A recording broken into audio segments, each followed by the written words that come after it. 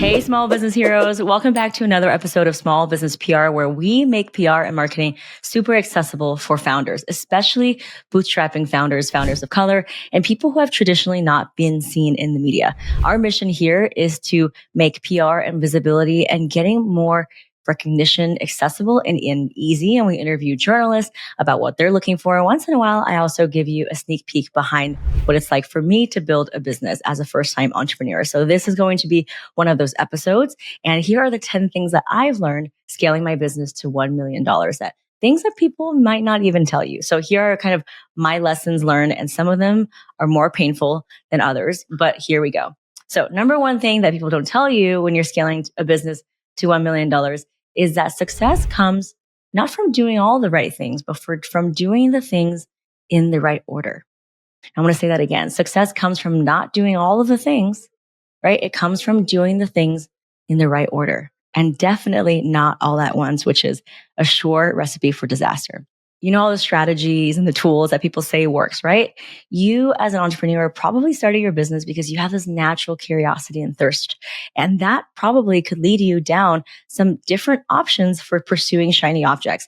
I myself included. How many times have we been told this is the next thing that's going to work to grow your social media or to get customers to the door, right? So many different distractions, and all of them probably do work. But here's the thing. It's not about doing all of them and being on all the social media platforms at once. It's about picking one and doubling down. It's about niching down, and it's about selecting the right avenues to pursue to meet your business objectives. So it's about the order of doing things, and it's about doing the right things in the right order. I have a lot of people in my PR program that say, hey, Gloria, I want to start my own podcast. I want to have a platform. This is going to help me grow my audience. And I say, well, that's really awesome, but have you guest podcasted on other people's podcasts? Have you been interviewed? And a lot of times they say no. So here is my point.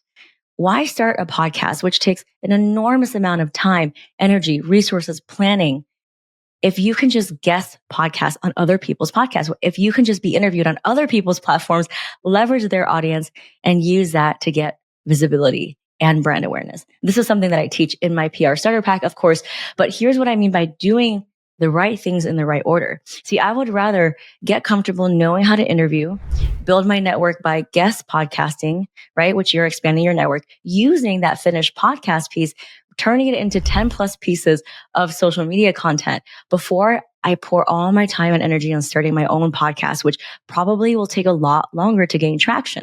So again, success comes from not doing all the right things, but doing the right things in the right order.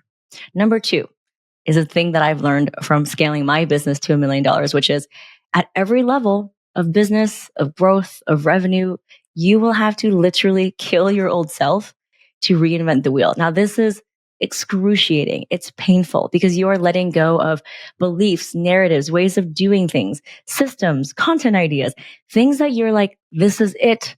I know exactly what I'm doing. And then in order for you to get to the next level of business, all of a sudden you have to scrape all of that and you have to start over, right? Now, obviously you take your resilience with you. You take your mindset with you. And I really think growth is kind of like a Christmas tree where you grow out, but then you have to like niche down again. And then you kind of grow out and you kind of niche down. So at every level of the tree, you're kind of shaving away layers. And that's kind of how you grow. It's definitely not linear. So what I mean to say is that it is painful. You will have to let go of all the different limiting beliefs. So for example, I'll give you an example. When I wanted to turn my signature PR course from a one-to-one to a one-to-many model, which would give me the time freedom and the financial freedom that I've always wanted, I thought there was no way that people were going to want to join a program where they're not getting personalized PR help from me. At this point, I only knew that PR was something that you do on a one-on-one consulting container, right? I had to basically face that fear. I had to get over that limiting belief. I had to imagine something else entirely to create my signature program now, which is a one-to-many where people do get direct coaching and learn from the group, and they get enormous amount of wins. So I'm able to scale my revenue and my impact because every day we have tons of founders and they're posting they got featured in Allure and they got featured in Fast Company. That is much more impact than just me working with one client for 1, 2, or 3 months. Do you know what I mean? But I had to get rid of that old narrative of people are not going to buy if it's not me directly holding their hand, or people are not going to want to be able to do this if it's not me executing for them. Because the old school way of doing PR was you hired someone and then they go and pitch for you. And then guess what? They own the relationships, right? So on so many levels, it's about recreating your mindset, getting rid of that old mindset. And it means killing your old self because it means getting rid of all of those beliefs that you thought were true and pushing past that to create a new reality. And that's what has been able to help me create so many new possibilities and growth in my business that I never imagined before. But it's painful, it's excruciating, but it's also beautiful because it shows you the depth and capacity of your ability to create and innovate. And it really tells you that we are all creators here. We as entrepreneurs, we as business owners, we're all creating something from something that has never existed. So we follow our imagination, we put in the work and we create it, but it does take work and it can be very painful to kill off those old beliefs. So that's the number 2 thing that I've learned. Now, the third thing that I've learned scaling my business to $1 million is that all of your traumas, your insecurities, your unmet needs, your unprocessed emotions, it gets real deep. But all of that will play out in your business in front of you and your team if you have one. Let me explain what that means. For me, I had a lot of traumas around money safety, right? Growing up with a single parent and having moved and been a product of divorce, I was always told that the more money I made, the more stable, safe, and worthy I was as a human. This is very toxic from my mom's generation as she was growing up in communist China where she literally was sewing shoes in a factory. And so her generational traumas kind of affected me because this was my point of view where she kind of instilled in me. And so if you were to run a business with that scarcity mindset, you are basically seeing everything as a transaction. You are seeing hiring not as an investment. You're always looking at how you can save money. And that really trickles down into everything that you do, right? And so that really limited me because it prevented me from getting the tools, the coaching, the resources, and saying yes to opportunities because I was so focused on keeping myself safe and small.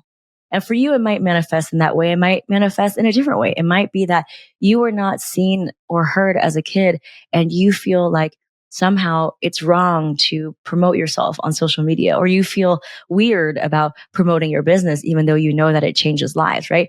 This stuff runs so deep. And we are lucky to be entrepreneurs where we get to literally have a playground to work out all of those things, but it can be really painful and terrifying to see those old patterns, if unaddressed, if unworked on, play itself in business. I think about all the times where I could have said yes to opportunities, but because I was worried about keeping myself safe, I was worried about saving money, I didn't feel as abundant or expansive because I didn't do the work yet. Those opportunities slipped away. Now I am on a mission to rewrite those narratives, working from my body to my mind to like somatic therapy and hypnotherapy and incorporating all those things. But it definitely is a journey. It didn't start off that way. And it's something that I actively have to work on every single day because it's about the decisions that we make in our business, right? No one is telling us, here is the next right decision or here is the next one. You have to feel it for yourself. And that's what we get to do as entrepreneurs with that freedom. But it just means that the constant narrative that we have ingrained in us, that will be the default one that we operate in unless we take action, unless we work on ourselves, unless we are aware of that old patterns of programming. It ripples through your relationships with other people, how you give and receive your time, right? How you network, how you think that you can advocate for yourself for some opportunities that are maybe out of reach, and also how you deal with defeat and failure, all of those things. And that's why I say it. Business is really our playground to look at all of our unmet needs and unhealed traumas so that we can take action. The third one is just a byproduct of the last one I said, which is that you also, because we're doing this work and we see those old conditioning patterns playing out, if you don't invest a ton in coaching, I don't mean you have to invest tens of thousands of dollars. Oftentimes it does help because it gives you a higher level of thinking and unlocks a higher level of network. But even from reading the books or, consuming coaching content that's more accessible, if you don't spend a lot of your time doing that inner work, nothing's going to feel right. Because you're still going to be, maybe it's that micromanaging tendency, right? Where you're unable to delegate and trust. I know I was guilty of it too. But that's why what I mean is like, nothing will feel aligned. It will feel like you are working your ass off and you have these people who are working for you. But why is it that you're doing all the work?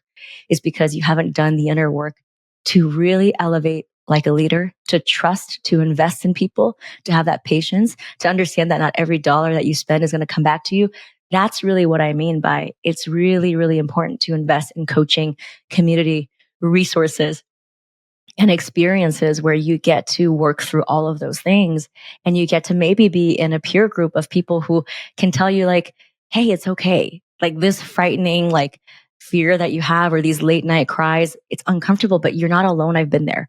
And sometimes that really makes a world of difference, is just surrounding yourself with people who have been there, maybe not exactly in the same business or industry, but in that process of learning and unlearning, they have also had to do the uncomfortable work. And so being in those masterminds, being in that coaching has really helped. And that's why it's important to find masterminds. And by the way, there's so many out there, but find masterminds that really align with you, where the coach has a lived experience that you feel like can truly resonate with you, and that they really got you and that they really can see you. Let's go on to the next one, which is that first, when you first start making maybe six figures or beyond, you are just so excited to have everyone buy, right? You just want as many people in the door as possible. Everything is a yes.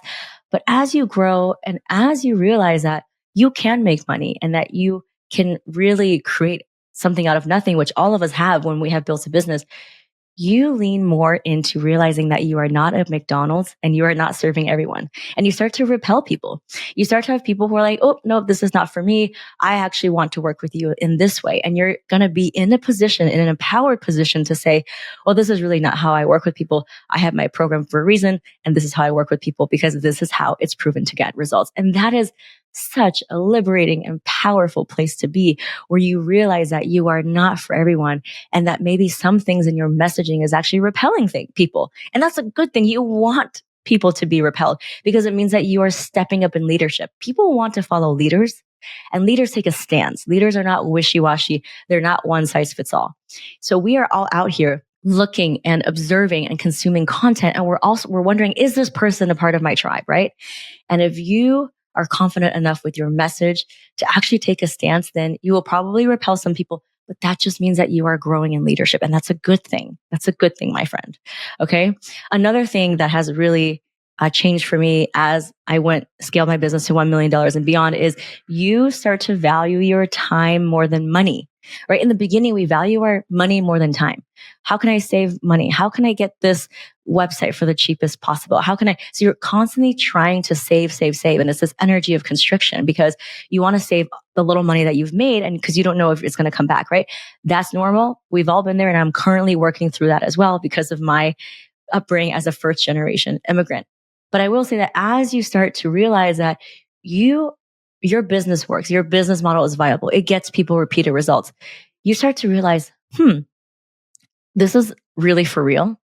We are making change in this world. People like what we have to offer. How can I scale this quickly by hiring the best experts, the best A-team players? How can I set my team up for the best resources and get the best software and take them on team retreats and spoil them so that they feel truly invested, so that they know that we care about them? Because that's all going to come back to you, right? That takes a different type of mentality. It takes not you counting dollars and cents. It takes you valuing your time over money. So then you start to say no to opportunities of things that before it might have been like, sure, let's say yes to this. Maybe it'll get me a few more people. And now you're like, nope, I know that my time can be more leveraged in this way. It might be doing the $10,000 an hour things instead of the $10 an hour things that you can delegate and automate. And you probably start to get addicted to delegation and automation, that you don't want to do anything anymore that you can delegate to anyone else. And you only focus on your zone of genius. That's when you realize you've elevated your time and the value that you create within 1 hour, right? So I'll give you an example. I was so scared of handing over my email inbox, like my personal email inbox, my work email, all those things. But I realized that I was in a loop of checking Slack and Instagram and email, even on date night with my husband, to the point where I was not present anywhere with anyone. And so as I built my business, I realized like, why am I not delegating more to the people already on my team who are good at what they do, right? How can I just increase their hours, pay them a little bit more so that I can have the peace of mind where I'm not constantly checking email every 30 minutes and I have a whole block of afternoon where I am strategizing offers, where I'm building strategic relationships, where I'm doing things that only I can do, like record this podcast. And so that's when I started to value my time over money. And anything that I can delegate, I want to delegate. Anything that I can automate, I want to automate. Anything I can templatize, constantly making templates now so that it becomes a system, a repeatable system for anyone on my team so that I don't have to keep reinventing the wheel every time. So as you scale, you're going to start to value your time over money. And in the beginning, it's the opposite, right?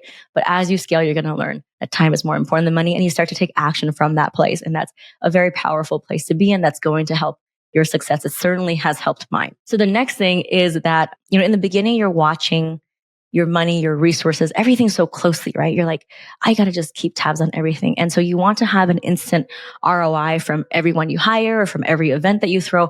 But as you grow and you scale, you realize that not all of the gains can be measured and quantifiable in a tangible way, right? Not everything is going to be a monetary gain or maybe adding someone to your network. Sometimes it's just a law of energy where you give because you know that you are in an abundant place, that you can host a free happy hour where you pay for all the drinks and food, but you make your community feel seen.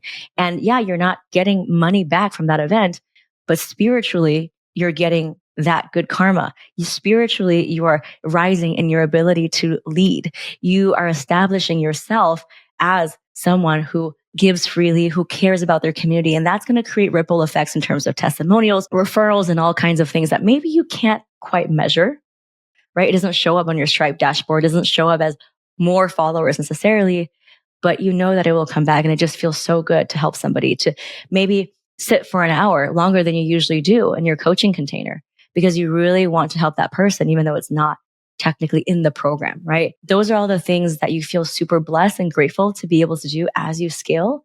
And it's a confirmation from the universe that it all comes back to you in one way or the other because you are trusting that it does without having to keep checking your balance sheet every single day to see like, is this adding to my bottom line? Because you trust that it is coming back to you energetically or otherwise. That's just a powerful place to be in. Another thing is that you realize as you scale, how brainwashed we've become just from listening to all of the other funnel bros and marketing bros about this is how you do your business. Now, to be clear, I also use those things in the beginning, right? Because those are all the people that we learn from when we first build a business. We learn from like the same 5 dudes who have been creating these playbooks. And it does help. In the beginning, it does help get you launched. It does help maybe make your first 6-figure. But if you want to make multiple 6 figures or 7 figures, you're really going to have to decide what is true for you out of that playbook. And it's time to write your own playbook because at that point, you have an audience. You have your point of view. You have heard from your audience why they decided to buy from you and not other people. And from all of this market research and confirmation, you become a new playbook. You are in a position of knowledge and resource and experience where you can write your own playbook of what's true for you. So there is power in abandoning those playbooks of other people. It's scary because we're always looking for the next right thing, right? We're always like, please just tell me what to do. But as you scale, you learn that a lot of the times the success comes from not doing what traditionally everyone's doing. And if anything, this year in online business has taught us that what has worked is not going to work anymore. And then you're going to be able to practice that skill of resilience, of leaning into trust and innovation. Because what is entrepreneurship if it's not innovation, right? I feel like we start off having these great ideas and somehow we just get pigeonholed into doing things a certain way because we are listening from the same people online. But now it's your time. If you want to grow, lean into your limitless ability to create, to have higher levels of thinking, to unlock new possibilities. And that's where the success is going to be. So I had to do that for myself. I had to cleanse myself of a lot of the things that I thought were true that were no longer true for me. And in doing so, I've been able to really take a stand and have people come my way, join me, follow me, and tell me that they loved what I had to say about X, Y, and Z and how they too rejected X, Y, and Z, right? Again, it's all about taking a stance. And this is just a powerful place to be in. Second to last thing is that your ability to grow, right? Our ability to grow as business owners is in direct relationship to our ability to trust and delegate to other people. Now, if you look at the most successful entrepreneurs, they are not doing the day to day, like managing, like, have you done this? Have you checked this? No, they are stepping back and empowering their team and giving them the resources so that their team is doing the execution. If you look at the most successful Fortune 500 CEOs, they are not doing the day to day.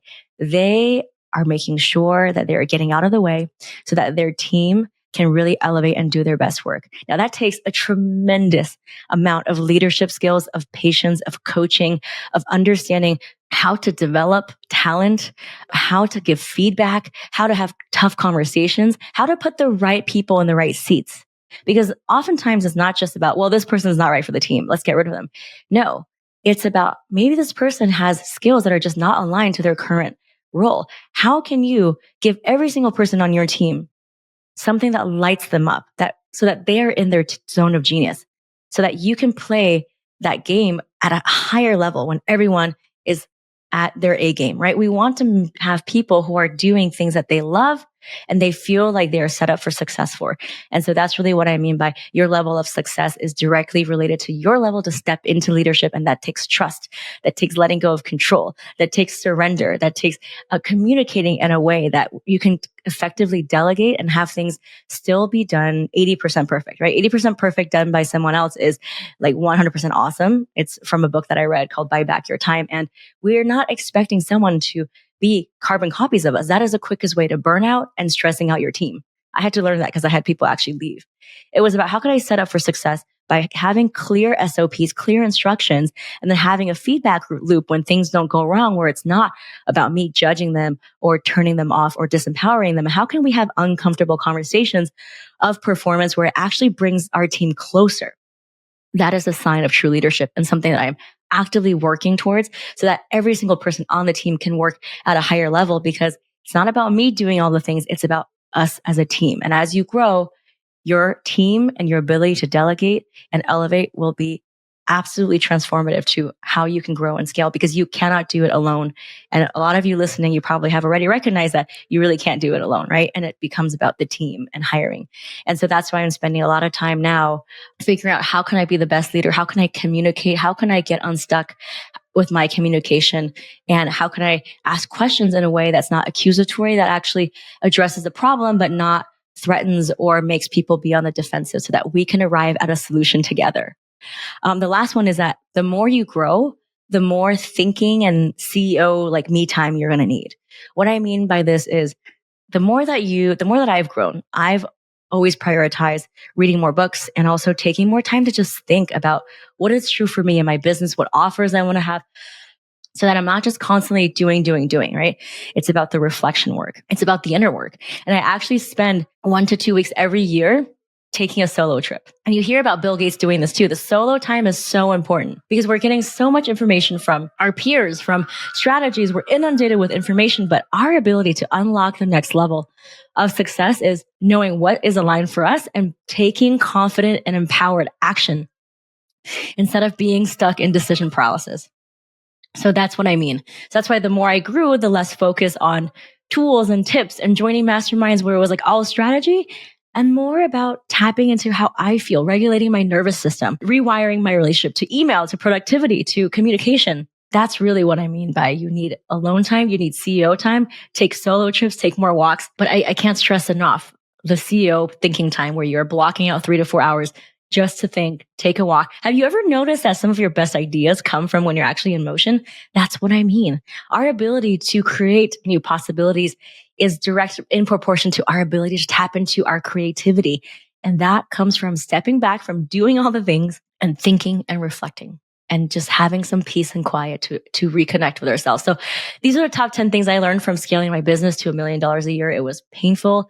I experienced a lot of burnout. As many of you know, I had my own journey of struggles, healing my relationship with my mother through psychedelic plant medicine and understanding that everything is energy after I had a 13-centimeter fibroid tumor that grew rapidly in my uterus that I literally took out and I saw, wow, that is stuck energy.